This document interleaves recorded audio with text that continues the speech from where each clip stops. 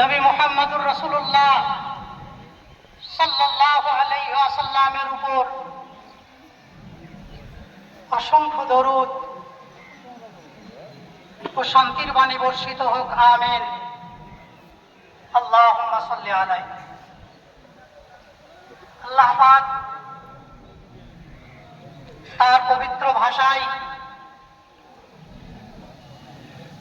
ঘোষণা দিচ্ছেন, ইন্নাদ দীনা ইনদাল্লাহিল ইসলাম। নিশ্চয়ই আল্লাহ পাকের নিকট মনোনীত ধর্ম একমাত্র ইসলাম। আল্লাহ তাআলা আরো বলেন, ওমান ইয়াবতাগি গায়রাল ইসলামি দীনা ফালান ইউকবালা মিনহু।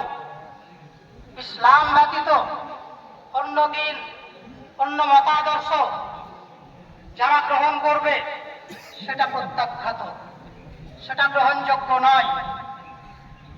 আল্লাহ পাকের অশেষ মেহেরবানি, সবাই আমরা ইসলামী লেবাস নিয়ে,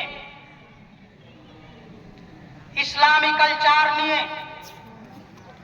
আজকের এই পুণ্যময় মজলিসে সমবেত হয়েছি। তো